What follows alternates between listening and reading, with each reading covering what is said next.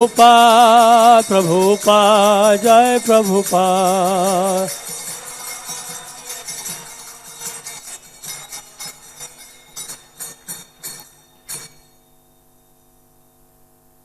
जय ओम विश्वपाद Paramhans परिव्राजकाचार्य Shri Shrimad divine grace अभय चरणारविंद भक्ति वेदांत स्वामी श्रील प्रभुपाद की जय। अनंत कोटि वैष्णव वृंद की जय। नामाचार्य श्री हरदास ठाकुर की जय। प्रेम से कहो श्री कृष्ण चैतन्य प्रभु नित्यानंदा श्री अद्वैत गदाधर शिवासादि गौर भक्त वृंद की जय। श्री श्री राधा कृष्ण गोप गोपीनाथ श्याम कुंड राधा कुंड गिरी गोवर्धन की जय। गंगा माई की जय, यमुना माई की जय, वृंद देवी तुलसी महारानी की जय। श्रील मुरारी गोप तिरुभाव तिथि महामहोत्सव की जय। कार्तिक मास की जय। हरिनाम संकीर्तन की जय। Srila Prabhupada translational book distribution की जय। समवेत भक्त वृंद की जय। All glories to the assembled devotees Hare Krishna. All glories to the assembled devotees Hare Krishna. All glories to Shri Guru and गौरव।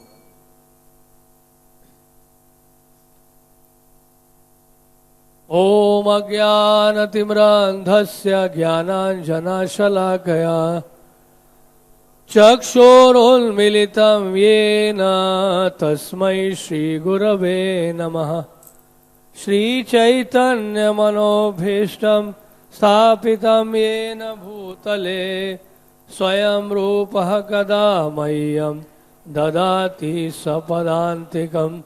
वाञ्छाकल्पतरुभ्यश्च कृपा सिन्धुभ्यैव च पतितानां पावनेभ्यो वैष्णवेभ्यो नमो नमः। जय श्री कृष्ण चैतन्य प्रभु नित्यानंद श्री अद्वैत गदाधर शिवासादि गौर भक्त वृंद। हरे कृष्णा हरे हरे राम राम राम हरे हरे। ये चैतन्य चरितामृत है, आदि लीला अध्याय 10 और प्यार संख्या श्लोक संख्या है 49। श्री मुरारी गुप्त शाखा प्रेमेर भंडार प्रभुर हृदय द्रवे शूनी दैन्य जार।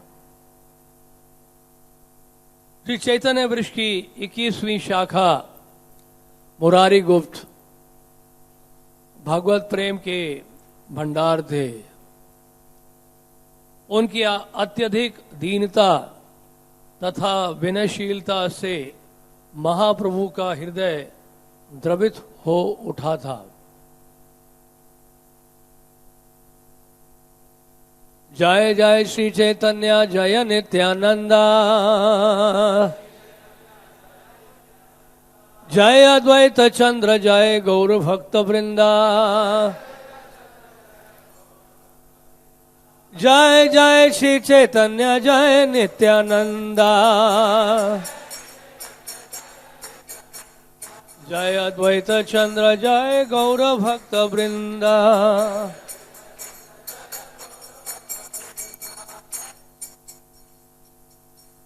21वीं शाखा मुरारी गुप्त श्री चैतन्य महाप्रभु के पार्षद हैं, परिकर हैं, नित्य परिकर हैं। और कई ग्रंथों में उनका वर्णन है, जैसे श्री चैतन्य भागवत, चैतन्य मंगल और चैतन्य चरितामृत। सबसे अधिक वर्णन मिलता है चैतन्य भागवत में। गौर गुणदेश दीपिका में ये वर्णन मिलता है कि मुरारी गुप्त हनुमान जी के अवतार हैं। और ये भी बताया गया है, अंगदः श्री पुरंदरः यह श्री सुग्रीव नामासी गोविंदा आनंद एव सहा। अर्थ यह है कि मुरारी गुप्त रामलीला में हनुमान है, पुरंदर अंगद है और गोविंदानंद सुग्रीव है। तो ये जो नित्य परिकर है ये सभी लीलाओं में अपना विस्तार करते हैं। भगवान जहां जहां लीलाएं करते हैं वहां पर ये नित्य परिकर भी उनके साथ जाते हैं।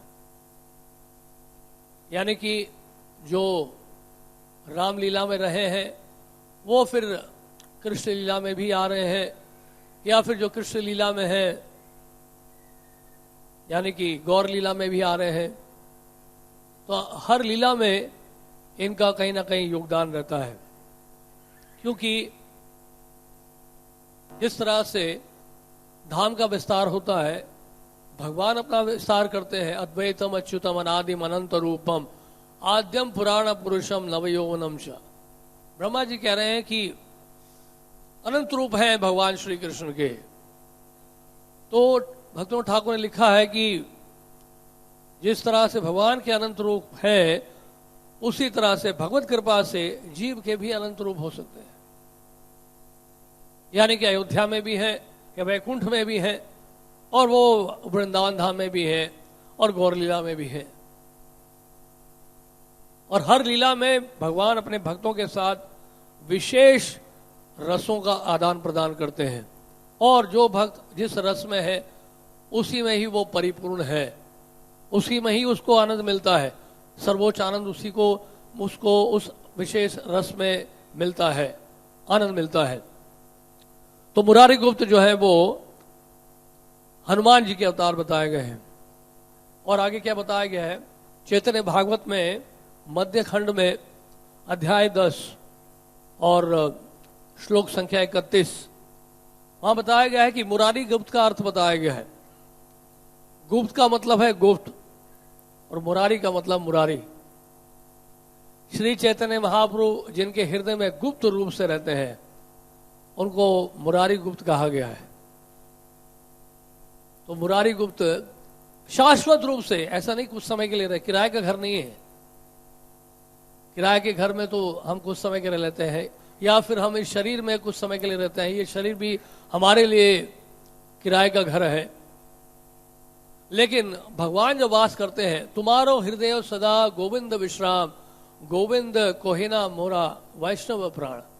तो गोविंद के हृदय में भक्त वास करते हैं और भक्तों के हृदय में गोविंद वास करते हैं। तो ये शुद्ध भक्त, सभी भक्त नहीं वास करते हैं। शुद्ध भक्त जो है वही वास करते हैं। कोई सोचे कि हम भी वास कर रहे हैं उनके हृदय में, हमें से कुछ भक्त वास कर रहे होंगे निश्चित रूप से, लेकिन सभी नहीं। तो चैतन्य भागवत में इस प्रकार से वर्णन मिलता है। मुरारी गुप्त का जो जन्म है एक आयुर्वेदिक वैद्य परिवार में हुआ। यानी वैद्य परिवार, आयुर्वेदिक फिजिशियन थे मुरारी गुप्त। बड़े एक्सपर्ट थे, नाड़ी विद्या में दक्ष थे, और शारीरिक रोग तो दूर करते ही थे, भव रोग भी दूर करते थे। इससे अच्छा वैद्य कहां मिलेगा आपको? पूरे ब्रह्मांड में कोई ऐसा मिलेगा नहीं। एक ही वैद्य है, सबसे उच्च कोटि के वैद्य है, उनके मुकाबले में कोई भी वैद्य नहीं है, ना होडल के ना लांगलोई के। क्योंकि ये मुरारी गुप्त हैं, ये श्री चैतन्य महाप्रभु के नित्य परिकर हैं, बहुत दक्ष हैं नाड़ी विद्या में। नाड़ी स्पर्श करते ही सब पता चल जाता है, शरीर के बारे में भी और आत्मा के बारे में भी। कितनी मात्रा में अनर्थ है और कितनी मात्रा में रोग है, शारीरिक रोग है, दोनों ही बता देते हैं मुरारी गुप्त। और कहीं बाहर जाने की आवश्यकता ही नहीं है। नाड़ी दिखाइए और भक्ति में कितना आगे बढ़ा हूं मैं। अभी अनर्थ है, क्रोध बहुत आता है आपको, द्वेष बहुत है आपके मन में अभी भी, ऐसा अपराध किया है आपने कुछ, ये सारा वो नाड़ी से बता देते हैं। तो ये तो हम थोड़ा कुछ ऐड करना पड़ता है कथा को रोचक बनाने के लिए, इतना डिटेल तो नहीं दिया यहाँ पे, लेकिन समझ आना चाहिए, अंडरस्टूड है कि मुरारी गुप्त जो है बहुत विशेष परिकर है श्री चैतन्य महाप्रभु के। और मुरारी गुप्त के बारे में ये भी बताया गया है कि सिलहट जिले से थे, बांग्लादेश में है ये। सिलहट से शिवास ठाकुर भी थे और कई भक्त हुए हैं श्री चैतन्य महाप्रभु के। बांग्लादेश में ऐसे कई स्थान हैं जहां पे श्री चैतन्य महाप्रभु के परिकरों ने जन्म लिया या आविर्भाव हुआ उनका, और बाद में वो सब जो है धीरे धीरे नवद्वीप आ गए, इस ओर आ गए, पश्चिम बंगाल की ओर आ गए, पूर्वी बंगाल से पश्चिम बंगाल की ओर आ गए। तो मुरारी गुप्त की बहुत सारी बाल लीला हुई हैं श्री चैतन्य महाप्रभु के साथ। और चैतन्य महाप्रभु के आने से पहले कई पार्षद पहले ही प्रकट हो चुके थे, अद्वैत आचार्य, हरिदास ठाकुर, और नवद्वीप में कई परिकर पहले प्रकट हो चुके थे, जैसे कि जगदीश पंडित, गोपीनाथ, श्रीमान पंडित, तो ये सब पहले आ गए थे। गंगादास पंडित, मुरारी गुप्त, श्री गरुड़, ये सब नवद्वीप में पहले प्रकट हुए थे। ऐसा वर्णन मिलता है श्री चैतन्य भागवत में आदि खंड में 2 अध्याय में श्लोक संख्या 98 और 99 में। तो मुरारी गुप्त का घर, जैसे हमने बताया, पहले सिलहट में था, उसके बाद स्थानांतरित हुए नवद्वीप में आ गए थे, और बहुत ही निकट उनका घर था श्री चैतन्य महाप्रभु का। जहां पे घर है, कहाँ है चैतन्य महाप्रभु का घर? योगपीठ जहां पर है, तो उससे बहुत नजदीक है मुरारी गुप्त का घर। आप में से कितने भक्तों ने देखा है मुरारी गुप्त का घर? चैतन्य मठ जहां पर है उसके पीछे खेत देखा आपने? पृथु कुंड, गंगानगर वही है, गंगादास पंडित का टोल वहां हुआ करता था। और पृथु कुंड, महाराज पृथु भी आए थे वहां पर, और उसको पार करते ही मुरारी गुप्त का घर है वहां। तो बहुत सारी बाल लीलाएं की श्री चैतन्य महाप्रभु के साथ, और एक विशेष लीला है मुरारी गुप्त के साथ जो आपके सामने दर्शाएंगे हमारे भक्त रसराज प्रभु। कहाँ है? आ जाइए, समय हो गया है। तो एक छोटे से लघु से भी लघु नाटिका प्रस्तुत करेंगे और एक लीला दर्शाएंगे। आओ बच्चों, आओ। ये आप लीला का दर्शन कर लें, उसके बाद अब देखते जाइए। शुरू हो गया है। माइक, सब ठीक हो तुम लोग? ना, बहुत कमजोर लग रहे हो अंदर से। इधर आओ, इधर आओ। क्या तुम्हें पता है मैं कौन हूं? मैं आयुर्वेदाचार्य हूं। हाँ, नाड़ी दिखाओ, नाड़ी। पानी कम पीते हो। इधर आओ। निद्रा पूरी नहीं हो रही है।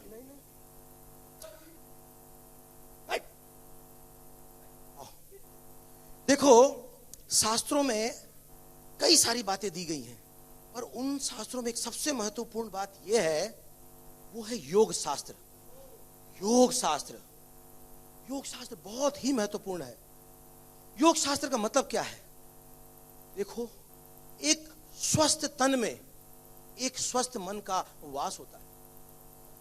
हाँ, अगर तन स्वस्थ ना हो तो मन स्वस्थ होगा क्या? तुम लोग उधर मत देखो। तो मैं ये बताने का ये प्रयास कर रहा था कि हमें व्यायाम पे बल देना चाहिए, हमें योग पे बल देना चाहिए। पहले शरीर है, फिर साधना। उधर कलयुग में बहुत भटकाववाद है, इधर उधर मत भटको। अब मैंने जो तुम्हें ज्ञान दिया, अब उस ज्ञान का मैं विज्ञान रूप से प्रदर्शन करूंगा। ध्यान से देखो, और जैसे जैसे मैं करता हूं वैसे करो, ठीक है? देखो, सबसे पहले हमें पूर्व और उत्तर दिशा, ये 2 दिशाएं इस तरफ बिल्कुल सीधा बैठनी चाहिए। अब देखो मैं कैसे सीधा बैठ रहा हूं, बिल्कुल सीधा। निमाई, ये आप क्या कर रहे हैं? आप देख नहीं रहे, मैं इन बच्चों को योगाभ्यास सिखाने का प्रयास कर रहा हूं।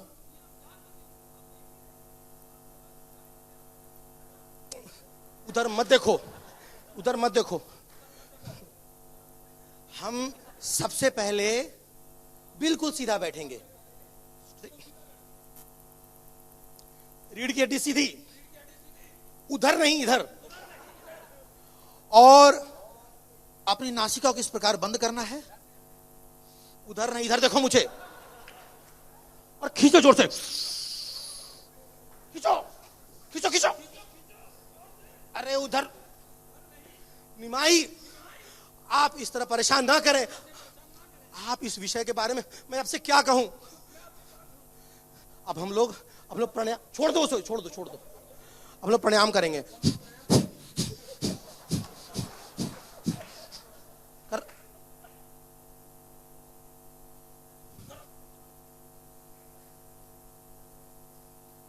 अरे कौन कहता है कि ये ब्राह्मण पुत्र है? ब्राह्मण पुत्र के ऐसे लक्षण होते हैं। जगन्नाथ मिश्र का पुत्र इस प्रकार की उद्दंड हरकतें करते हुए आप बाज नहीं आओगे निमाई। हम यहां से चलते हैं, ये स्थान उचित नहीं है, कहीं और करना पड़ेगा। चलो यहां से। पता नहीं समाज में लोग इनका किस तरह सम्मान करते हैं। मुरारी गुप्त, आज जब आप दोपहर को प्रसाद पाएंगे तो मैं तुम्हें एक बहुत ही अद्भुत दृश्य दिखाऊंगा। अब देखते रहना। आज हरि बोल, हरि बोल, हरि बोल। हरे कृष्णा कृष्णा कृष्णा हरे हरे, हरे राम राम राम हरे। बहुत बहुत धन्यवाद रसराज प्रभु, पांच जने प्रभु, जितने भी भक्त। हरि बोल। बहुत सुंदर दृश्य देखा आपने, लीला का दर्शन भी हो गया आपको, लीला स्फूर्ति हो गई आप सबको। यह है गौर लीला, बड़ा अद्भुत आनंद है। ऐसा जगत, आध्यात्मिक जगत है जहां पर जाने पर कोई भी आपको दुख कष्ट नहीं होगा। एक बार बस आपको पहुंचना है, कोई रोग है ही नहीं वास्तव में वहां पे। ये तो सारी लीलाएं हैं।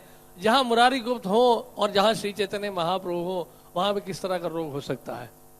नहीं तो बार बार यही आना पड़ेगा, जन्म मृत्यु जरा व्याधि दुख दोषानुदर्शनम। अगर इन लीलाओं का दर्शन नहीं करेंगे तो जन्म मृत्यु जरा व्याधि का दर्शन करेंगे आप? दर्शन तो करना ही पड़ेगा। तो बहुत, और उसके बाद फिर बहुत क्रोधित हुए मुरारी गुप्त और गुस्सा होके जो है वो अपने घर पे चले गए। और श्री चैतन्य महाप्रभु, दोपहर का वक्त था, मुरारी गुप्त बैठे हुए थे और प्रसाद लेने का समय हो गया था। अपने दैनिक कर्तव्यों को पूरा कर रहे थे, घर में घरेलू काम इत्यादि करके मुरारी गुप्त जो है प्रसाद लेने के लिए बैठे। और प्रसाद लेने ही वाले थे कि निमाई वहां पे द्वार पे आ गए। मुरारी ऐसे करके बोला निमाई ने। तो मुरारी गुप्त ने देखा, अरे ये कौन है? अरे ये तो वही लड़का है जो सुबह आया था निमाई। वो उठने लगे मुरारी गुप्त। तो मुरारी गुप्त कहते हैं नहीं नहीं नहीं नहीं नहीं नहीं। निमाई कहते हैं मुरारी गुप्त को कि आप उठो नहीं, बैठो, प्रसाद लो, प्रसाद लो। तो मुरारी गुप्त प्रसाद लेने ही वाले थे और निमाई उनके और नजदीक आ गए। और मुरारी गुप्त बहुत गुस्से में देख रहे थे निमाई को, और वो प्रसाद अपने मुंह में डालने ही वाले थे कि निमाई ने उसी थाली में पेशाब कर दिया। हरी हरी, ऐसी लीला कहां हो सकती है? भगवान भी ऐसी लीलाएं करते हैं, बड़ा ही विचित्र है। मायावादी सब ये लीलाओं को नहीं समझ सकते हैं। मायावादियों के लिए लीला है ही नहीं, उनके लिए आनंद है ही नहीं, इसलिए उनका हृदय सूखा हुआ है। उस बात को एहसास, अनुभव ही नहीं कर सकते। ये आध्यात्मिक जगत में इतनी विविधताएं हैं, इतना आनंद है, इसका वो अंदाजा नहीं लगा सकते हैं। कौन?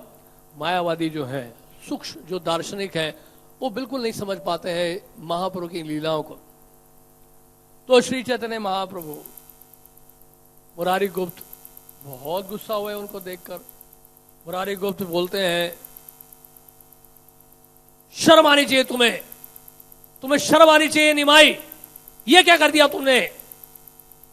और उसके बाद फिर निमाई भी कम नहीं है, वो भी क्या करते हैं, और वो तालियां बजाने लगते हैं। और तालियां बजाते हुए, हंसते हुए वो फिर नृत्य करने लगते हैं। और मुरारी गुप्त को गुस्सा आ रहा है।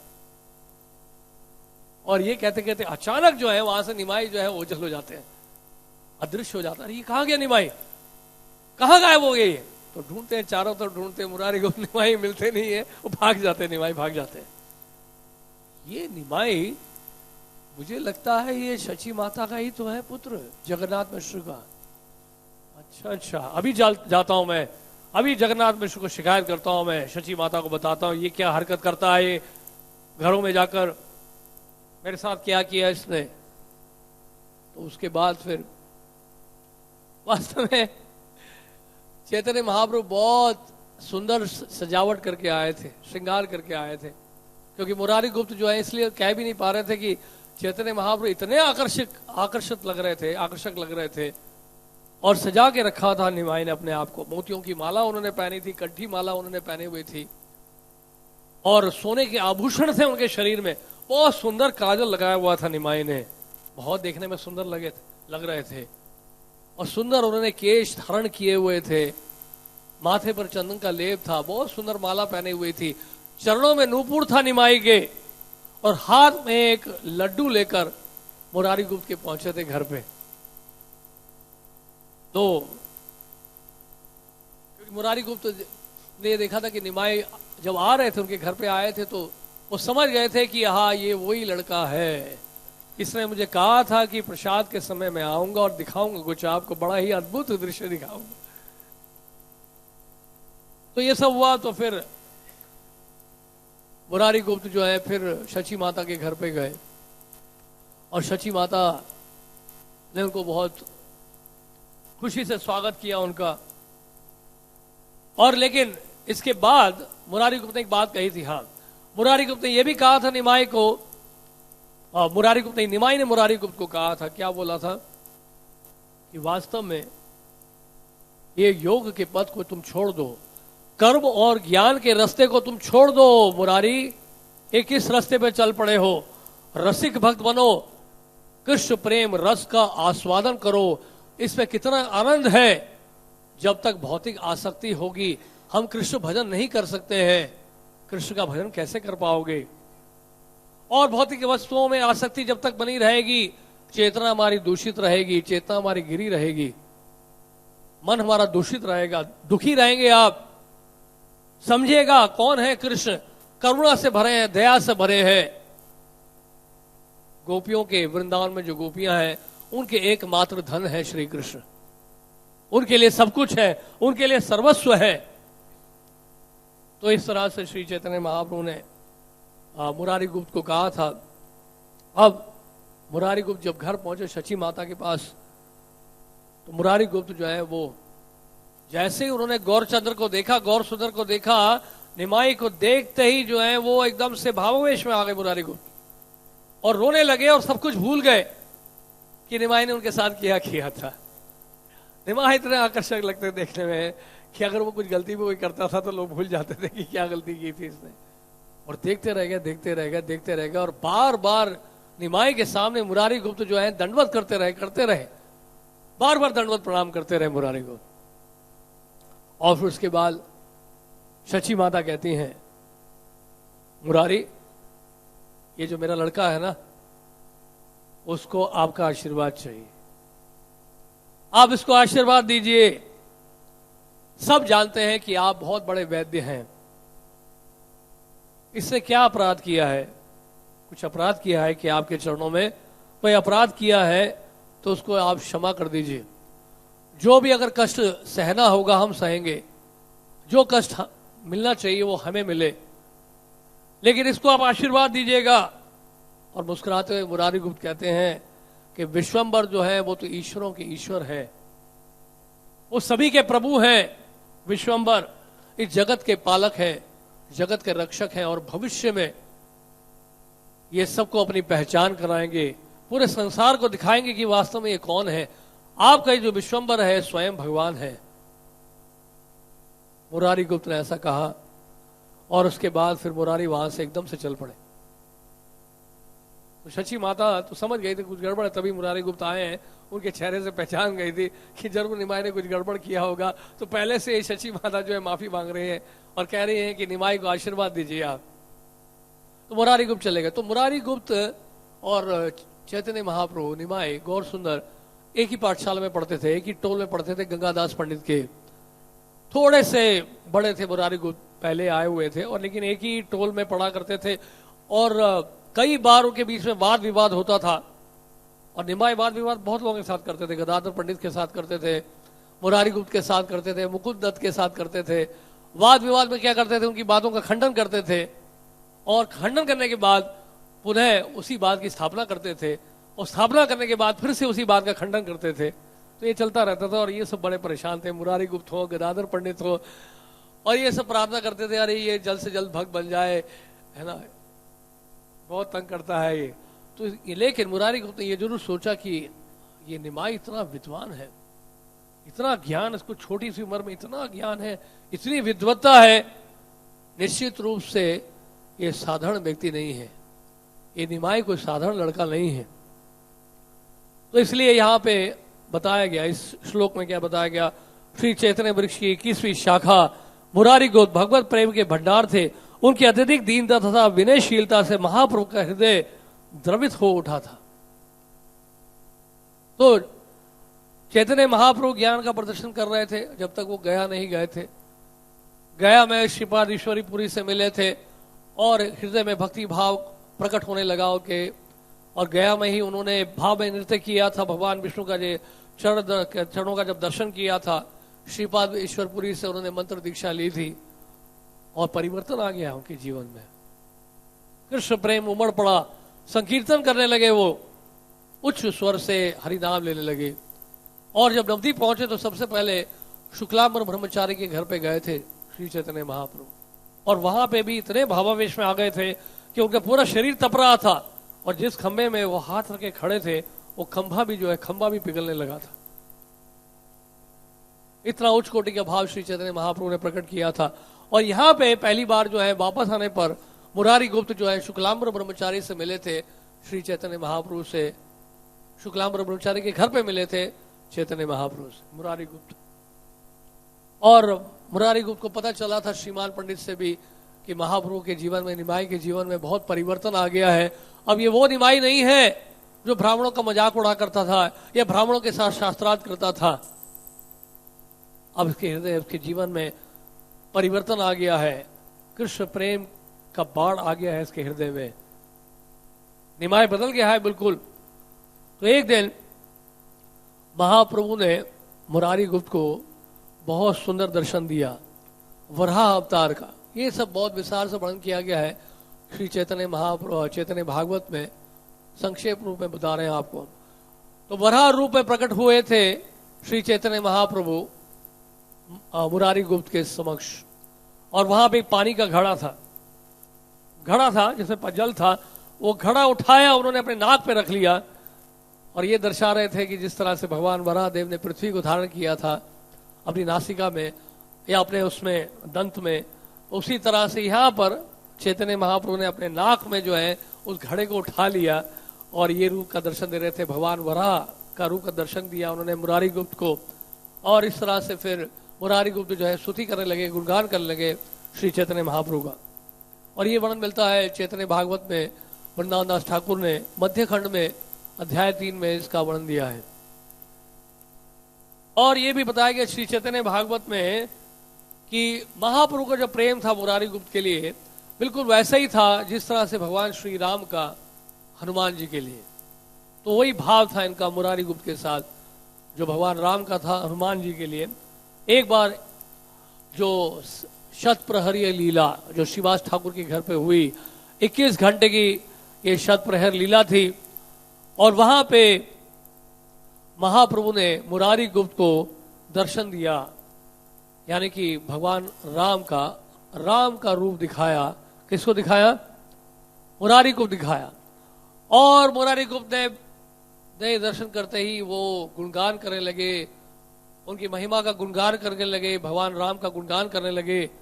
और गुणगान इस तरह से किया कि भगवान बहुत प्रसन्न हुए, श्री चैतन्य महाप्रभु बहुत प्रसन्न हुए, और उन्होंने कहा कि जितनी भी आपकी इच्छाएं हैं वो सारी इच्छाएं आपकी पूरी होंगी।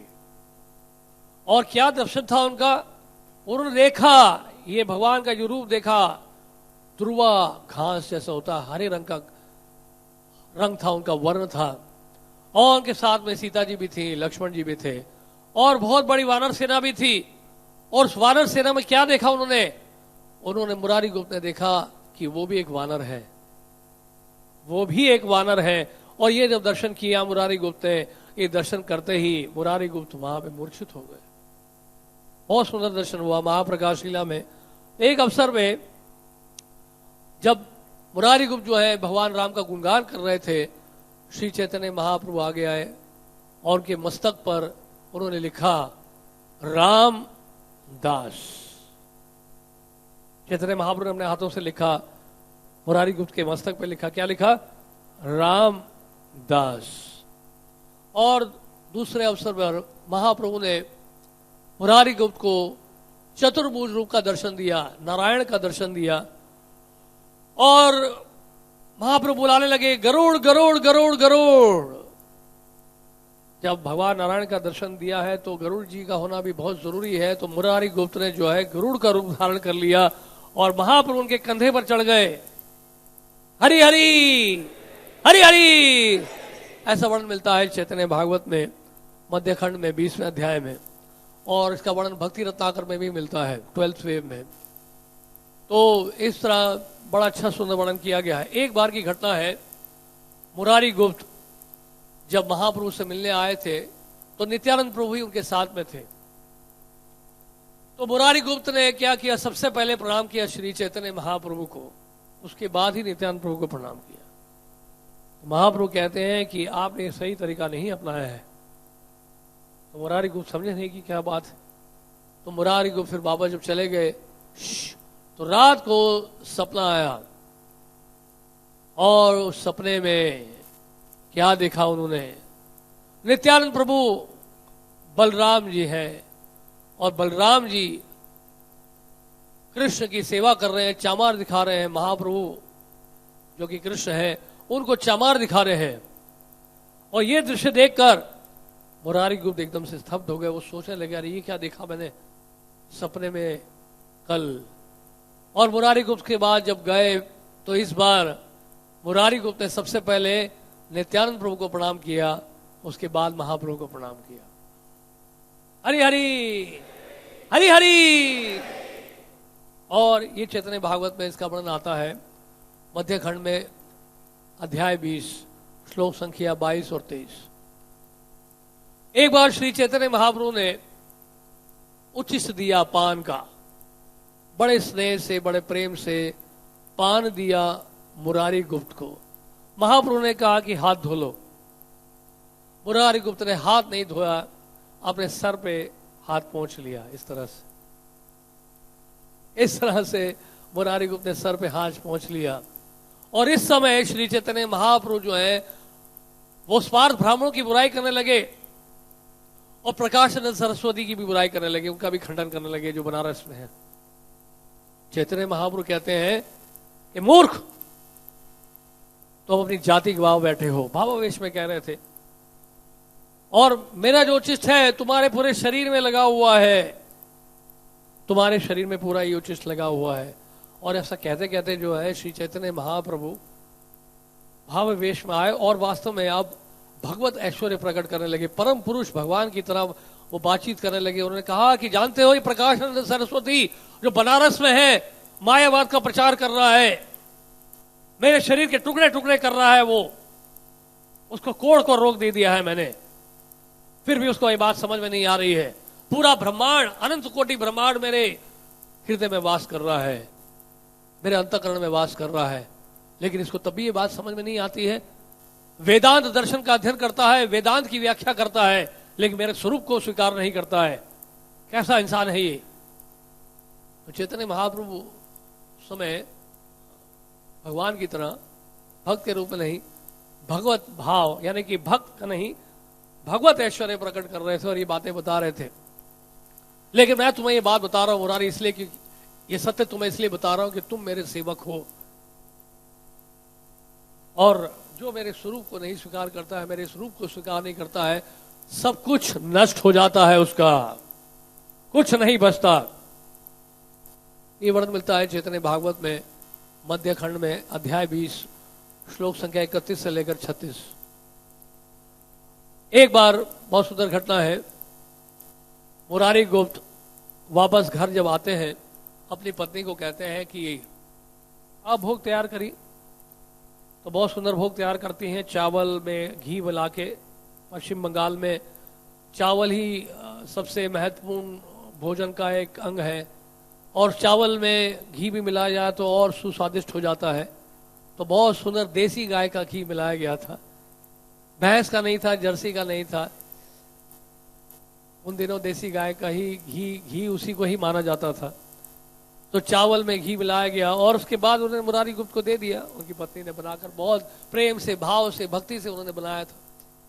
और मुरारी गुप्त जो है उस चावल को लिए हाथ में, और उसी समय वो कृष्ण का स्मरण कर रहे थे, कृष्ण की लीलाओं का स्मरण कर रहे थे। ये जितने भी परिकर हैं, नित्य परिकर है, रागात्मिका भक्त है, हर समय इनको कृष्ण का चिंतन होता ही रहता है। कृष्ण को कभी भूल ही नहीं सकते हैं। उनको अचानक जो है स्फूर्ति होने लग जाती है, और लीला स्फूर्ति में वो कुछ भी कर सकते हैं। तो भारी दृष्टिकोण से लगेगा ये क्या कर रहे हैं सब। तो ये दृश्य जो है सुनकर कई बार लगेगा जो नौसिखिए भक्त हैं, अरे ऐसा क्यों कर रहे हैं, उन्होंने भोग ही फेंक दिया जमीन पर। नहीं? जैसे नित्यानंद प्रभु ने जो है चावल उठाया, महाप्रसाद उठाया और नीचे एकदम जमीन पर फेंका। अद्वैताचार्य नाचने लग गए। जब वो उचिष्ट महाप्रसाद अद्वैताचार्य के शरीर पे लगा तो अद्वैताचार्य नृत्य करने लगे, संकीर्तन करने लगे, हरि हरि हरि हरि। यहां पर भी ऐसे ही हुआ कुछ। मुरारी गुप्त जो है कृष्ण की लीलाओं का स्मरण कर रहे हैं, कृष्ण का चिंतन कर रहे हैं, ध्यान लगा रहे थे, और उन्होंने चावल जो लेकर हाथ में मुट्ठी भर चावल लेकर उन्होंने ऐसे जमीन पर फेंक दिया। ऐसे यही उनका भोग लगाने का तरीका था। तो इसलिए कभी भी बहुत ध्यान रखना चाहिए, हमें बहुत सावधान रहना चाहिए कि हम सब एक नहीं हैं। ये याद रखिएगा, हम सब एक नहीं है। क्या हम सब एक नहीं है? तो जो भक्त हैं भगवान के, जो नित्य परिकर हैं, ब्रज के हैं, या गौर लीला के जो नित्य परिकर हैं, उनका संबंध कृष्ण से जो है वो प्रेम का संबंध होता है। और जहां प्रेम होता है वहां कोई नियम नहीं होता है, और जहां प्रेम नहीं है वहां सारे नियम होते हैं। इसलिए हम अपनी तुलना इनसे ना करें। अब ये ना सोचे कि ऐसा क्यों किया इन्होंने, इस तरह से जज करने से हमें अपराध लगेगा। तो मुरारी गुप्त ने जब ऐसा किया तो चैतन्य महाप्रभु वहां पे मौजूद नहीं थे व्यक्तिगत रूप में, लेकिन उन्होंने ये भोग स्वीकार कर लिया था और महाप्रभु के घर पर आए। उन्होंने कहा, मुरारी गुप्त, मेरा स्वास्थ्य खराब है, तुम मुझे बार बार कह रहे थे खाओ खाओ खाओ खाओ, बार बार तुम जो है मुझे भोग लगा रहे थे, तो मुझे खाना पड़ा और मैं अधिक खा गया, मेरा पेट खराब हो गया है। और कोई भी बीमार होगा नवद्वीप में तो आपके पास ही आएगा, आप तो वैद्य हैं, मेरा इलाज करिए। अरे आपके घर का जो पानी है ना, यही मेरा इलाज। आपके घर में जो जल है, आपके घर में जो घड़े में पानी रखा हुआ है, उसको मैं पीऊंगा तो मैं ठीक हो जाऊंगा, स्वस्थ हो जाऊंगा। और निमाई क्या करते हैं, गौर सुंदर जाके वो घड़े में से पानी जो है पी लेते हैं। और ये देखकर मुरारी गुप्त जो है एकदम से स्तब्ध हो जाते हैं और मूर्छित हो जाते हैं, जमीन पर गिर पड़ते हैं। तो अद्भुत लीला है, सब महाप्रभु की लीला है उनके भक्तों के साथ। मुरारी गुप्त इसलिए देह का इलाज भी करते थे और आत्मा का इलाज भी किया करते थे।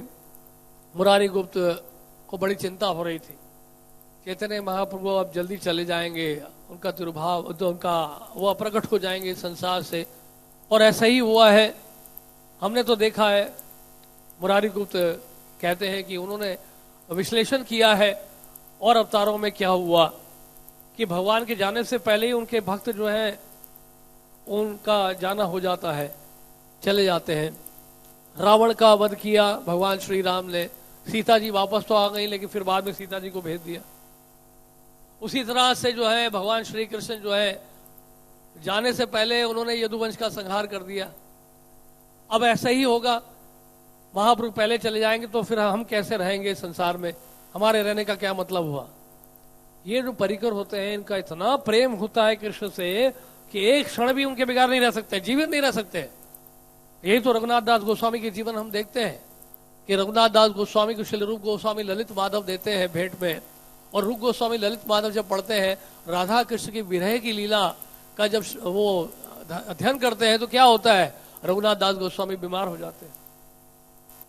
राधा कृष्ण को अभी कभी अलग नहीं देख सकते हैं, वो उस लीला का केवल अध्ययन करने मात्र से ही रघुनाथ दास गोस्वामी बीमार हो गए। और रूप गोस्वामी ने उसी समय तत्काल दान केली कौमुदी लिखा जिसमें राधा कृष्ण के मिलन की और हास्यप्रद लीलाएं हैं।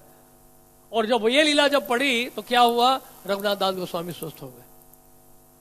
इन लोगों का यही इलाज होता है, ये दवा है इनकी। श्रील प्रभुपाद जी की भी यही दवा थी।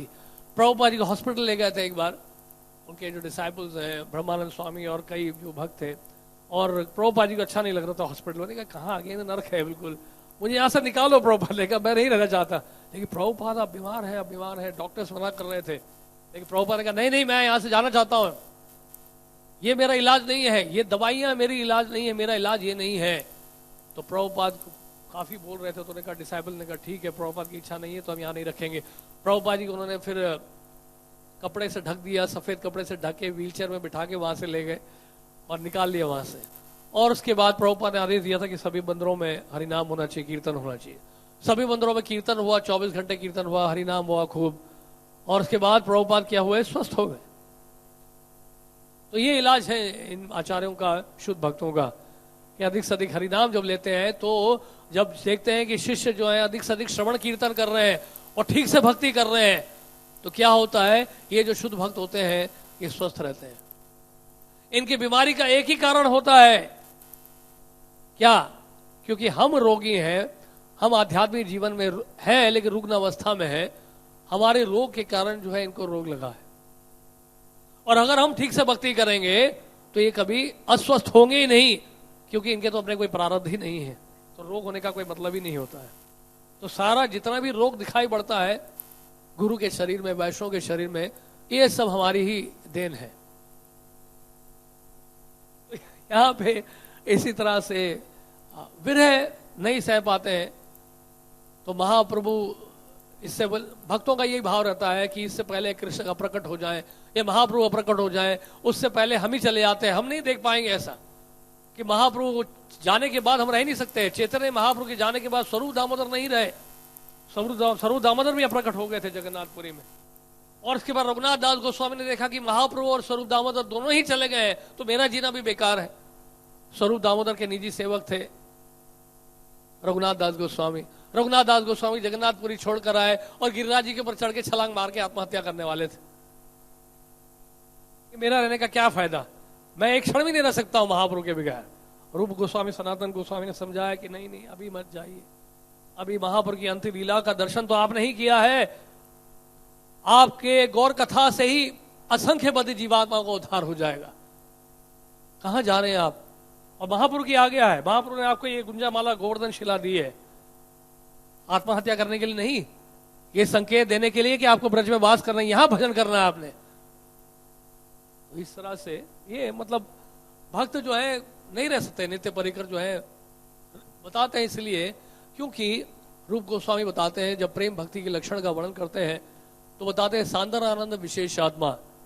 रूप गोस्वामी बताते हैं कि ऐसे जो नित्य परिकर हैं, प्रेमी भक्त हैं, उनको इंद्र तृप्ति का रंच मात्र भी आभास नहीं होता है। क्या? इंद्र तृप्ति का रंच मात्र भी आभास नहीं होता है। और हम जैसे लोगों को तो कृष्ण प्रेम का रंच मात्र भी आभास नहीं हो रहा है। हमारी अवस्था, हमारी तो समस्या ये है।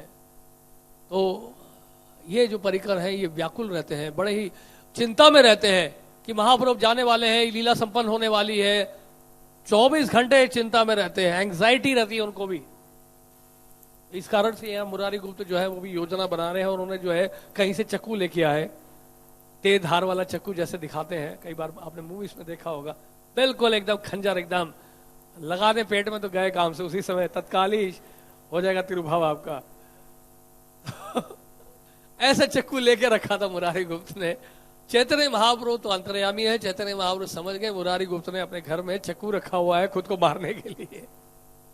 महाप्रभु निमाई कहते हैं निकालो वो चक्कू, कहाँ रखा है? मैं जानता तुमने वो चक्कू क्यों रखा है, निकालो निकालो। तो इस तरह फिर ये वर्णन मिलता है। बाद में मुरारी गुप्त ने फिर दे दिया, महाप्रभु के कहने पर चक्कू दे दिया। भक्ति रत्नाकर में इस लीला का वर्णन मिलता है। मुरारी गुप्त जगन्नाथपुरी यानी कि चैतन्य महाप्रभु जब संन्यास लेके जगन्नाथपुरी चले गए तो प्रत्येक वर्ष शिवानंद सेन सैकड़ों भक्तों के साथ बंगाल से उड़ीसा जाया करते थे चातुर्मासी के समय, रथ यात्रा में भाग लेने के लिए, चतुर्मासी का व्रत रखने के लिए सैकड़ों भक्त जाया करते थे। उसमें मुरारी गुप्त भी थे। और रथ यात्रा के दौरान भी जो कई संकीर्तन दल थे, 7 संकीर्तन दल हुआ करते थे। एक संकीर्तन दल था जिसमें हरिदास ठाकुर नृत्य करते थे और मुकुंद दत्त गाया करते थे, कीर्तन करते थे, और उसी दल में थे मुरारी गुप्त भी थे। और वहां पर भी मुरारी गुप्त अपनी पत्नी के साथ भी गए थे, वो पत्नी भी गई थी उनकी। वहां पे बहुत स्वादिष्ट व्यंजन, प्रसाद, बनाकर महाप्रभु को निमंत्रण देते थे, महाप्रभु को प्रसाद परोसा करते थे, मुरारी गुप्त जगन्नाथपुरी में भी। तो इस तरह ये भी बताया गया है। और मुरारी गुप्त का जो सबसे महत्वपूर्ण है कि उनका जो उनकी निष्ठा, उनका जो प्रेम, उनकी जो दृढ़ता थी भजन में भगवान श्री राम के लिए, ये बड़ा अद्भुत है सुनने के लिए। जैसे हम जानते हैं कि जैसे जैसे हम भक्ति में आगे बढ़ते हैं तो हमें धीरे धीरे पता चलने लगता है कि किस इष्ट के प्रति, यानी कि हमारी इष्ट कौन है, किस विग्रह के प्रति हमारा विशेष आकर्षण है। आपके भाव के अनुसार, भक्ति के अनुसार हर जीव का भगवान के साथ व्यक्तिगत संबंध है। इसलिए महाप्रभु वेंकट गोस्वामी को यही बात बताते हैं। हालांकि श्री कृष्ण जो है वो सभी अवतारों के स्रोत है, सभी रसों के भंडार है, इसमें कोई शक नहीं है।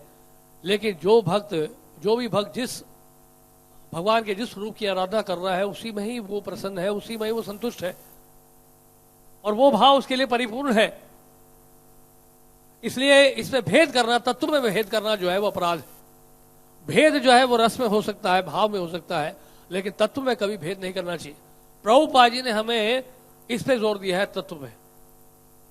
प्रभुपाद ने हमेशा तत्व पे जोर दिया है, रस की बात नहीं की है, भाव की बात नहीं की है, क्योंकि तत्व को समझना सबसे पहले हमारे लिए आवश्यक है। और इसी तत्व से जो है हमें संबंध ज्ञान हमारा जो है स्पष्ट होता है। हमारा संबंध क्या है भगवान से, मैं कौन हूं, भगवान कौन है, मेरा क्या संबंध है, भगवान कौन है, उनके अवतार कौन कौन से हैं, ये तत्व जानना सबसे पहले जरूरी है। और जैसे तत्व में जब हम स्थिर हो जाते हैं, सेवा करते करते करते जो है हमारा भाव प्रकट होता है, एक विशेष इष्ट के लिए संकेत मिलता है, आकर्षण हमारा जागृत होता है। इसी तरह मुरारी गुप्त का आकर्षण विशेष रूप से था किसके लिए, भगवान श्री राम के लिए था, क्योंकि वो हनुमान जी हैं। तो इसलिए चैतन्य महाप्रभु हमेशा मुरारी गुप्त को इसी भाव में देखा करते थे, भगवान श्री राम के रूप में ही उनके साथ उनका आदान प्रदान हुआ करता था। तो लेकिन फिर भी कोशिश किया चैतन्य महाप्रभु ने भक्तों के साथ कन्विंस करने के लिए मुरारी गुप्त को ये बताया कि हाँ, कृष्ण जो है सभी अवतारों के स्रोत है, सभी अवतार के अवतारी है, उनका कोई कारण नहीं है। अनादिरादि गोविंद सर्व कारण कारणम ईश्वर परम कृष्ण सच्चिदानंद विग्रह, सभी अवतारों के कारण है, कारणों के कारण है, कृष्ण जो है प्रेम रस के भंडार है। तो इस तरह से वो समझाने का प्रयास कर रहे थे। और जो आपको रसास्वादन कृष्ण की सेवा में करने का मौका मिलेगा वो किसी अन्य अवतार के साथ नहीं मिलेगा। तो बहुत कुछ कहा उन्होंने, चैतन्य महाप्रभु ने कन्विंस करने का कोशिश किया कि ये कृष्ण भक्ति को स्वीकार कर ले। लेकिन मुरारी गुप्त कहाँ समझने वाले थे। मुरारी गुप्त ने लेकिन फिर भी, क्योंकि उनका प्रेम था महाप्रभु से, उन्होंने कहा कि ठीक है, तो जैसे आप कहेंगे मैं वैसे करने के लिए तैयार हूं। मैं आपको वचन देता हूं कि मैं कृष्ण भक्ति में लग जाऊंगा। और मुरारी गुप्त कह के ये घर चले गए। और घर जब चले गए, जैसे ही उन्होंने अपने इष्ट का दर्शन किया, वहां पर दर्शन करते ही उनकी आंखों में आंसू आने लग गए। आंसू आते रहे, स्तब्ध हो गए। वो पूरी रात वो नहीं सो पाए। उनके लिए ये सोचना भी उनके लिए दुख का कारण बन रहा था कि महाप्रभु ने उनको कहा कि आप कृष्ण भक्ति करो, और अब ये क्या हो रहा है कि मैं जैसे अपने इष्ट को देख रहा हूं, मेरे हृदय में प्रेम उमड़ पड़ रहा है अपने इष्ट के लिए। मैं और किसी चीज का चिंतन नहीं कर सकता, किसी और रूप का चिंतन कर ही नहीं सकता हूं। मेरे हृदय में तो केवल भगवान श्री राम के लिए ही प्रेम है, वही मेरे आराध्य इष्ट है। पूरी रात रोते रहे मुरारी गुप्त। सुबह हो गया, प्रातः काल के समय मुरारी गुप्त पहुंचे श्री चैतन्य महाप्रभु के पास, और रोते रोते मुरारी गुप्त ने कहा कि निमाई गौर सुंदर, मुझे क्षमा करे, मैं पूरी तरह से बिक चुका हूं भगवान श्री राम के चरणों में। मैं पूरी तरह से बिक चुका हूं, completely sold out at the lotus feet of Lord Shri Ramchandra. Raghunath के चरणों में मैंने अपने जीवन समर्पित किया है। ऐसा देखने में तो लग रहा है मैं आपकी अवज्ञा कर रहा हूं, लेकिन मैं क्या करूं, मैं करूं क्या। आपने मुझे कहा कल कि मैं कृष्ण भक्ति को स्वीकार करूं, कृष्ण को ही सब कुछ सर्वस्व मानूं, लेकिन जैसे मैं घर गया, मैं अपने इष्ट का मैंने दर्शन किया, तो मैं पूरी रात रोता रहा, सोया भी नहीं मैं। अब मैं बहुत चिंताग्रस्त हूं, मैं क्या करूं बताइए। तो अच्छा यही है कि मैं अपने जीवन प्रयाण को त्याग दूं, आपकी आज्ञा का पालन नहीं कर पा रहा हूं मैं। चैतन्य महाप्रभु कहते हैं आप तो स्वयं हनुमान हो, चिंता क्यों कर रहे हो? आपको किस बात की चिंता है? आप स्वयं हनुमान हो, आप नित्य शाश्वत सेवक हो भगवान श्री राम के, उनकी पूजा त्यागने की आपको कोई जरूरत नहीं है। हरि हरि हरि हरि। इसी तरह हम देखते हैं श्री जीव गोस्वामी के जो पिता थे अनुपम गोस्वामी, उनका भी बहुत ही ज्यादा अटूट विश्वास और श्रद्धा और प्रेम भगवान श्री राम के लिए था। रूप और सनातन गोस्वामी ने उनको काफी समझाया था, लेकिन फिर भी अनुपम गोस्वामी भगवान राम के ही भक्त रहे। और महाप्रभु ने यही बताया था अनुपम गोस्वामी को देखकर कि इनका प्रेम श्री राम के लिए बिल्कुल मुरारी गुप्त जैसा है। तो आज मुरारी गुप्त का जो है वो तिरुभाव दिवस है, और हमें भी इस तरह से उनसे प्रार्थना करनी चाहिए जिस तरह से उनको अपने इष्ट से लगाव है, प्रेम है, उनका मन स्थिर है अपने इष्ट के चरणों में, उसी तरह से हमारा भी जो मन है हमारे इष्ट के चरणों में लगे। नहीं, ये हमें प्रार्थना करनी चाहिए मुरारी गुप्त से। और कई तरह के रोग हमें लगे हुए हैं, शारीरिक बीमारियां हैं, लेकिन असली जो रोग है वो दूर करेंगे मुरारी गुप्त। भव रोग की दवाई केवल मुरारी गुप्त के पास है, संसार के किसी वैद्य के पास नहीं है। हमें याद है जब नवदीप मंडल परिक्रमा कर रहे थे तो भक्ति नित्यानंद स्वामी महाराज ने मुरारी गुप्त के घर में प्रार्थना कर रहे थे कि मेरे गुरुदेव बहुत बीमार हैं मुरारी गुप्त, स्वास्थ्य ठीक उनका ठीक नहीं है। हे सुलेन जयपद आगे स्वामी महाराज का, मैं आपसे प्रार्थना कर रहा हूं कि उनको आप जल्दी ठीक कर दीजिए, आपके बाद वो सभी रोगों का इलाज है, और आप इलाज करेंगे तो कोई ऐसा रोगी है ही नहीं आज तक जो ठीक ना हुआ हो। आपका डायग्नोसिस परफेक्ट है, आपकी दवाइयां परफेक्ट है, आप भी परफेक्ट है। तो हम सब मुरारी गुप्त से ये प्रार्थना करें आज के दिन हमारे तमाम समस्त प्रकार के रोगों को दूर करें मुरारी गुप्त। बोलिए श्रील मुरारी गुप्त तिरुभाव तिथि महामहोत्सव की जय। तो आज बहुत ही पवित्र दिन है, कुछ समय हमारे पास है। तो आज कार्तिक का पहला दिन है, और आज के दिन ये महीना जो है गौड़िया वैष्णवों के लिए बहुत ही ज्यादा महत्वपूर्ण दिवस, बहुत ही महत्वपूर्ण महीना है। इसको दामोदर मास भी कहते हैं। और ये बताया गया हरि भक्ति लास में, दामोदरम प्रपद्ये हम श्री राधा रमणम प्रभुम प्रभत यस्य तत्प्रेष्ठा कार्तिक सेवितो भवेल। यानी कि मैं दामोदर भगवान की शरण लेता हूं जो श्रीमती राधारानी के बहुत प्रिय है, और इनके प्रभाव से जो है ये कार्तिक मास की हम सेवा कर सकते हैं। आराध्य ईष्ट श्रीमती राधारानी का वास है इस महीने में। इस महीने को कार्तिक महीना कहा जाता है क्योंकि राधारानी का एक नाम क्या है, कार्तिकी देवी भी है। राधारानी के जो सहस्त्र नाम है भक्तों ठाकुर ने जो प्रकाशित किया था राधा सहस्त्र नाम, उसमें एक नाम राधारानी का है कार्तिकी देवी, कार्तिकी। तो राधारानी जो है वो इष्ट है इस महीने की, और जितने भी हम नियम सेवा करते हैं, जो भी नियम बताए गए कार्तिक के बारे में, वो सबका एक ही उद्देश्य है, राधारानी को प्रसन्न करना। क्योंकि गौड़िया वैष्णव का जो विशेष झुकाव है राधारानी के लिए, राधारानी के पक्ष में है हम सब। इसलिए श्रील भक्ति सिद्धांत ठाकुर ने कहा कि गौड़िया वैष्णव कौन है, जो राधारानी के भक्त हैं। तो राधारानी को प्रसन्न करने के लिए ऊर्ज व्रत रखा जाता है। राधारानी का एक और नाम है ऊर्जेश्वरी। ऊर्ज का मतलब होता है ऊर्जा, ऊर्जा का मतलब होता है एनर्जी, और राधारानी जो है वो एनर्जी पर्सनिफाइड है, लाधिनी शक्ति। तो ऊर्जेश्वरी के लिए ऊर्ज व्रत रखा जाता है। और व्रत ऐसा नियमों का पालन किया जाता है, ऐसे नियमों का पालन किया जाता है जिससे हम राधारानी को प्रसन्न कर सके।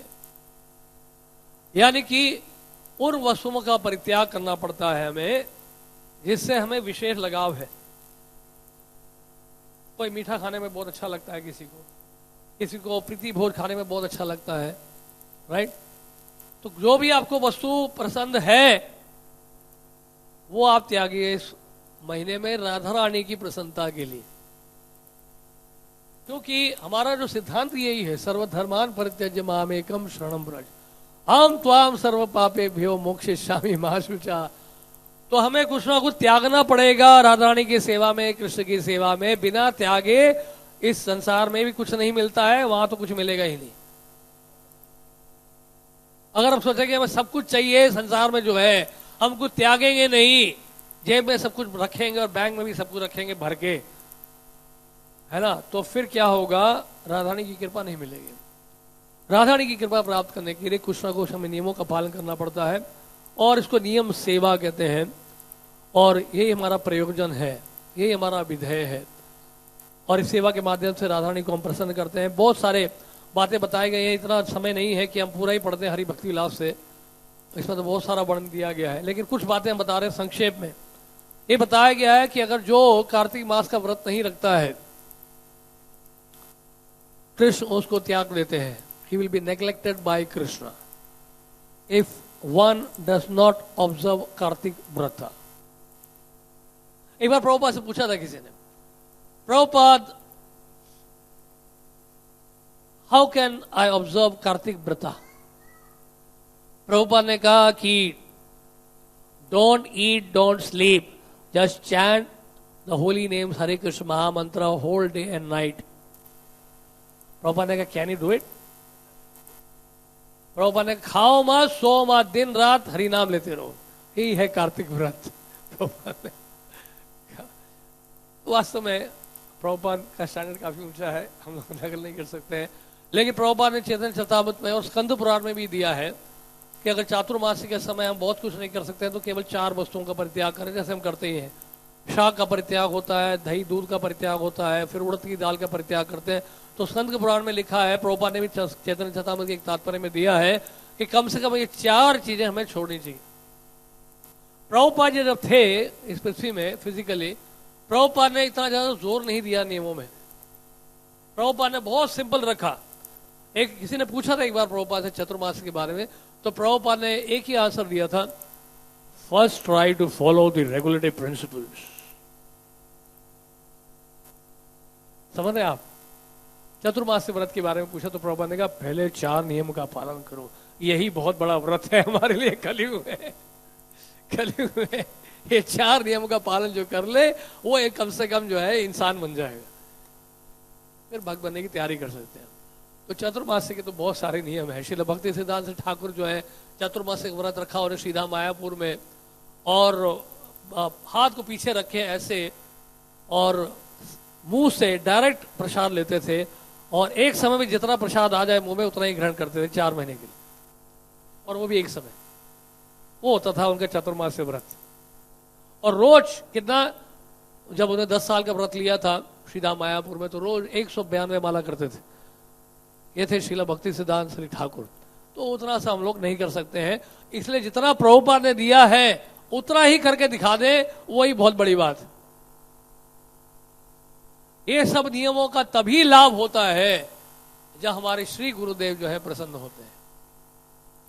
इसलिए कोई भी नियम लागू करने से पहले अपने ऊपर, बहुत जरूरी है शिष्यों के लिए, अपने गुरु से उसके लिए अनुमति ले, तब राधा रानी की पूरी कृपा मिलेगी, नहीं तो पूरी कृपा नहीं मिलेगी।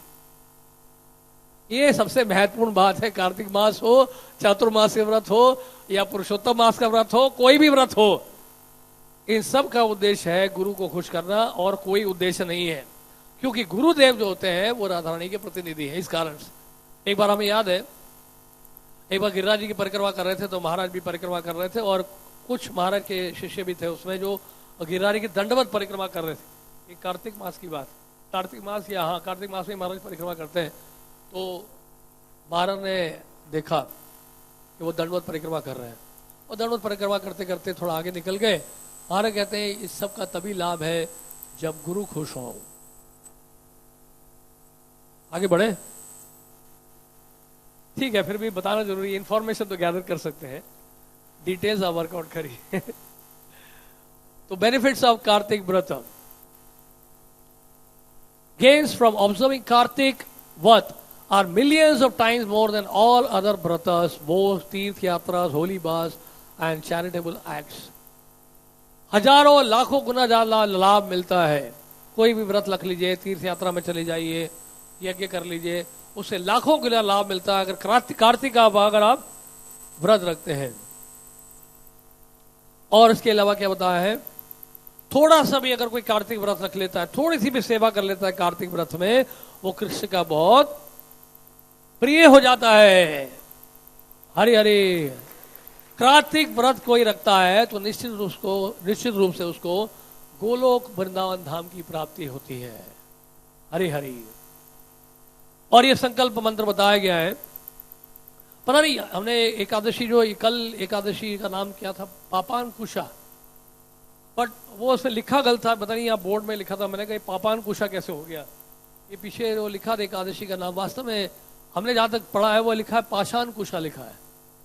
वो यहाँ लिखा था, जिसने भी लिखा है वो लिखा पापानकुशा। मैं पापानकुशा कौन सी एकादशी है, ऐसा लगा कि हमने पहली बार सुना है। पाषाणकुशा तो सुना है हमने, हर साल आता है। पापांकुशा का मतलब है पाप रूपी हाथी के ऊपर अंकुश करने वाली। तो पाप हाथी के समान है, उसको नियंत्रित करने के लिए अंकुश है, तो वो एकादशी पापांकुशा है। कई जगह पे पाषाणकुशा भी लिखा हुआ है, हमने देखा, जो दोनों ही लिखा है शायद, जो भी है मतलब। तो यहाँ पे जो संकल्प मंत्र लिया जाता है, कार्तिके हम करिष्यामि प्रतके स्नानम जनार्दना प्रत्यार्थम तव द्वेषे देवेशे दामोदर मय सहा। हे जनार्दन, हे देवताओं के स्वामी, हे दामोदर, मैं प्रत्येक दिन प्रातः काल में स्नान करूंगा कार्तिक के महीने में आपकी प्रसन्नता के लिए और आपकी जो अर्धांगिनी है श्रीमती राधारानी की प्रसन्नता के लिए। तव ध्यानेन देवेशे जलेस्मिन् स्नातुम उद्यत त्वत् प्रसादच्छे में पापम दामोदर विनश्यतु। हे देवताओं के स्वामी, हे दामोदर, मैं अभी स्नान करने ही वाला हूं इस जल में, आपके चरणों में अपना मन लगाकर आपकी कृपा से मेरी ये प्रार्थना है, आपकी कृपा से मेरे सारे पाप नष्ट हों। हरि कथा का बहुत महत्व है। कार्तिक मास में अधिक से अधिक हरि कथा हो, हरि कथा का श्रवण करें। विशेष रूप से भगवान कृष्ण की लीलाएं जो दशम स्कंद में है, कृष्णा बुक में जैसे है, प्रत्येक दिन इसका अध्ययन हमें करना चाहिए। लेकिन देखा जाए कई ऐसी बातें हमने पढ़ी इसमें, ऐसा लगा हमें देखकर सुनकर कि प्रभुपाद ने काफी कुछ जो है वो रोज के कार्यक्रम में पहले से ही दे दिया।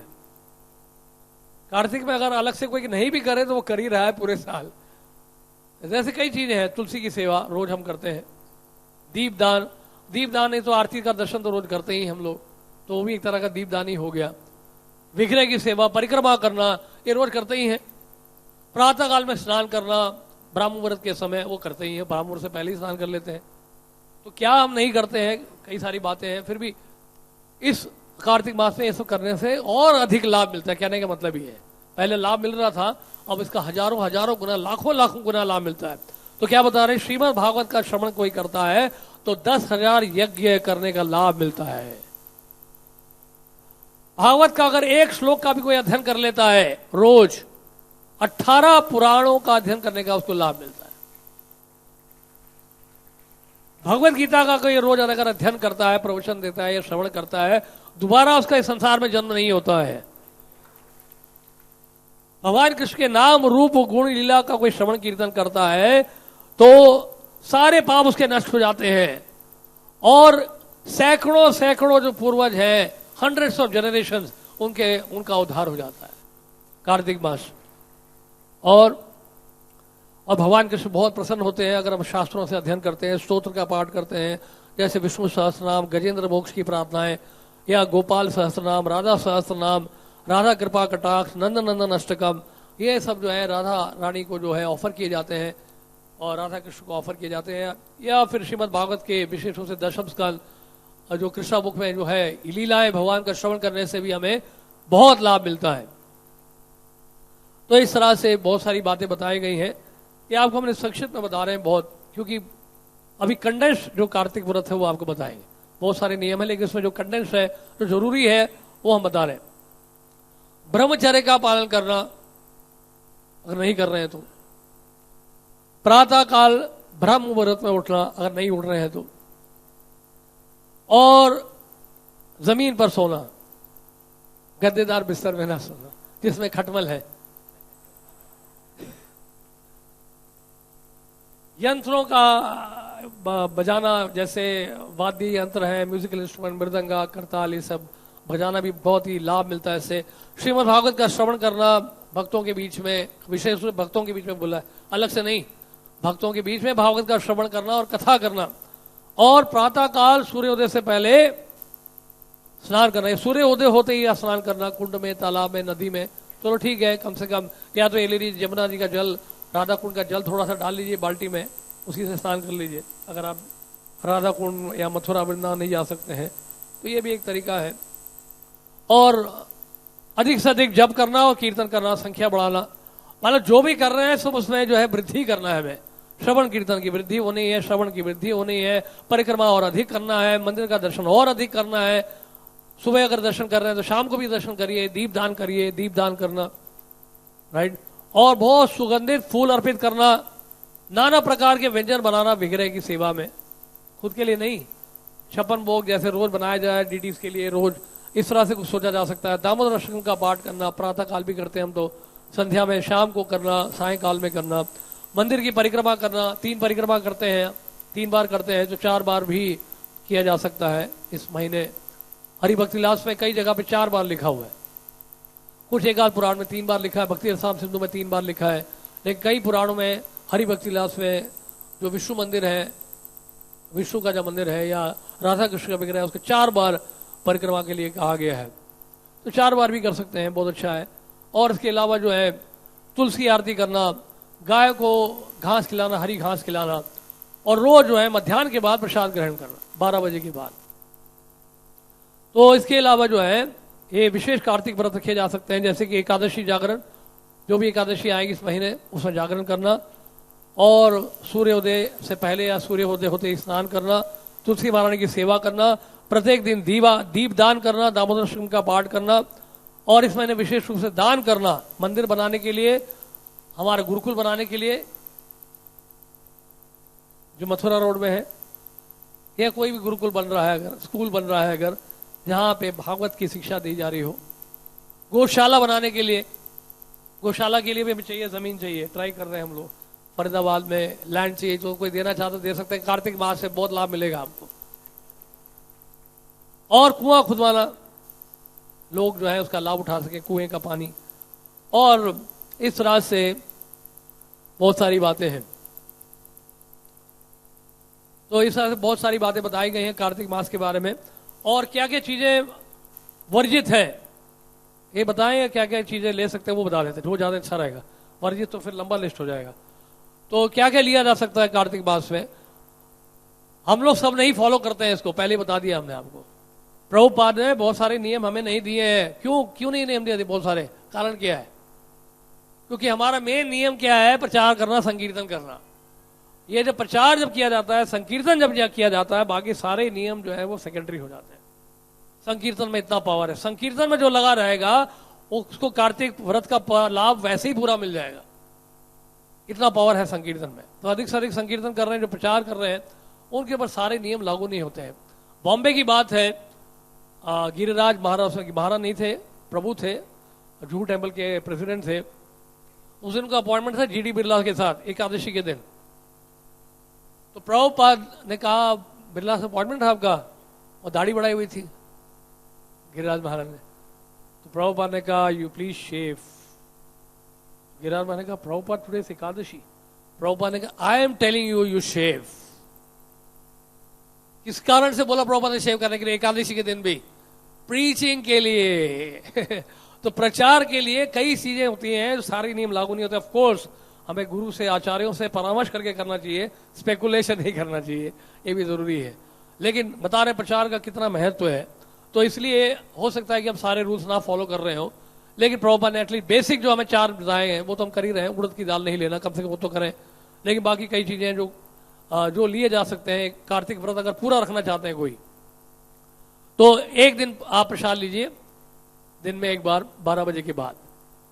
उसके बाद आप आटा ले सकते हैं, गेहूं का आटा, चावल ले सकते हैं, फल ले सकते हैं, आलू ले सकते हैं, और शकरकंदी ले सकते हैं, अरबी ले सकते हैं, और पपीता हरे रंग वाला, पपीता जो है हरे रंग वाला, और कच्चा केला, कच्चा पपीता, कच्चा केला और काशी फल, और करेला और सॉल्ट यूज करना है, सेंधा नमक, एकादशी का नमक।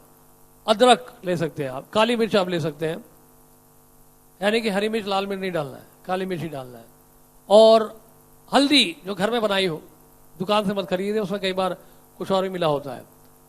और रॉ नट्स जैसे सूखे कच्चे मूंगफली होती है, वो भी ले सकते हैं। मूंग दाल, दाल में कौन सा ले सकते हैं, मूंग दाल। और चना दाल जो है दशमी के दिन नहीं लेना और द्वादशी के दिन नहीं लेना। तो ये सब जो है अगर कोई फॉलो करना चाहते हैं पूरा, तो है, सब कुछ अवेलेबल है, सूचना इंफॉर्मेशन है। लेकिन आप कितना कर सकते हैं, आपको कितना करना है, उसके लिए अपने गुरुदेव से पूछिए। बिना पूछे मत करिए कुछ भी संसार में। आध्यात्मिक जीवन में हर कदम में, भक्ति में आगे बढ़ने से पहले गुरु से पूछना जरूरी होता है, नहीं तो स्पेकुलेशन करने से उतना लाभ नहीं मिलेगा जितना लाभ मिलना चाहिए आपको। हालांकि नियम तो बहुत सारे हैं, ठीक है, क्योंकि सबसे महत्वपूर्ण क्या है, गुरु की आज्ञा का पालन करना, उनकी सेवा करना। सेवा सबसे महत्वपूर्ण है, सेवा करना जरूरी है। अगर इतने व्रत नियम रख लिए और हमसे दैनिक सेवा नहीं हो रही है, गुरु की सेवा नहीं हो रही है, तो क्या फायदा हुआ नियम पालन करने का। भक्ति सिद्धांत श्री ठाकुर प्रभुपाद ने मॉर्निंग वॉक में कन्वर्सेशन में बताया, आप सुन के हैरान हो जाएंगे। प्रभुपाद ने ये भी बताया कि ये सब नकल नहीं कर सकते। प्रभुपाद ने बाद में ये भी बताया, उसी मॉर्निंग में बोल रहे प्रभुपाद ने कहा, लेकिन ये सब परामर्श करके करना चाहिए। एक थे ब्रह्मचारी, हाईग्री ब्रह्मचारी, जो प्रभुपाद जी के गुरु भाई थे, और उनको एकादशी के दिन जाना था प्रचार में कहीं दूर, और उस दिन उन्होंने प्रसाद नहीं लिया था, फास्टिंग कर रहे थे, बहुत कमजोरी महसूस कर रहे थे। तो भक्ति सिद्धांत से ठाकुर को जब बताया गया है कि हाईगिरी प्रभु नहीं जा पा रहे हैं क्योंकि बहुत वीक फील कर रहे हैं, प्रसाद ना लेने के कारण, उपवास करने के कारण, निर्जल करने के कारण, भक्ति सिद्धांत महाराज जानते क्या बोला, उन्होंने कहा, tell him that you should take regular prasadam but preaching must not stop. ये मूड था हमारे प्रभुपाद जी का, यही मूड था उनके गुरु महाराज का। ये हमारी परंपरा है, समझ लीजिएगा अच्छी तरह से। तो प्रचार का इतना महत्व है, तो इसलिए हम नियम उतना लागू करें कि हमारी जो हमारी सेवाएं हैं वो नहीं रुकनी चाहिए। अगर आप नियम के साथ सेवा भी कर सकते हैं तो अच्छी बात है। तो इसी के लिए हमें जो है परामर्श करना पड़ेगा, पूछना पड़ेगा। बिना पूछे स्पेकुलेशन करके कुछ मत करिएगा, ये बहुत जरूरी है। क्योंकि ये भी याद रखिएगा, आने वाले 15 नवंबर के बाद हमारा बुक मैराथन भी शुरू हो रहा है। इतने कमजोर ना पड़ जाए कि किताब ही ना उठा पाए हाथ में, भगवत गीता, आप समझ रहे हैं। तो इसलिए बहुत ध्यान रखिएगा कि भगवत गीता बुक मैराथन इस बार गोल्डन जुबली बुक मैराथन है, कॉपर जुबली नहीं है, गोल्डन जुबली है। इसके लिए हमें अपने शरीर को भी स्वस्थ रखना है, तैयार करना है। आध्यात्मिक शक्ति जो है इतना आप अर्जित करिए ताकि संकीर्तन बुक मैराथन आपका बंद ना हो जाए कहीं। समझ में आ रही बात आपको। तो ये सब बहुत सारे नियम है, तो ऑब्जर्व करें तो बहुत अच्छी बात है। लेकिन मेन है जो है सेवा होनी चाहिए। तो ये कई सारी बातें हैं इसमें, आप हरि भक्ति विलास खोल के देख सकते हैं, बहुत सारे नियम बताए गए हैं। तो आज शाम को भी दीपदान होगा, आप सब आइए, दीपदान करिए, कार्तिक मास का पूरा लाभ उठाइए। राधारानी को बहुत प्रिय है ये महीना, अधिक से अधिक श्रवण कीर्तन करें। मेन उद्देश्य उपवास का क्या होता है, उपवास का मेन उद्देश्य होता है ताकि अधिक से अधिक समय मिले हमें श्रवण कीर्तन करने के लिए, राइट, ये मेन पर्पस होता है। तो इसलिए श्रवण कीर्तन को अधिक से अधिक बढ़ाएं, उससे अधिक लाभ मिलेगा हमें। हरे कृष्णा। श्रील प्रभुपाद की, श्रील मुरारी गुप्त तिरुभाव तिथि महामहोत्सव की, कार्तिक माह दामोदर माह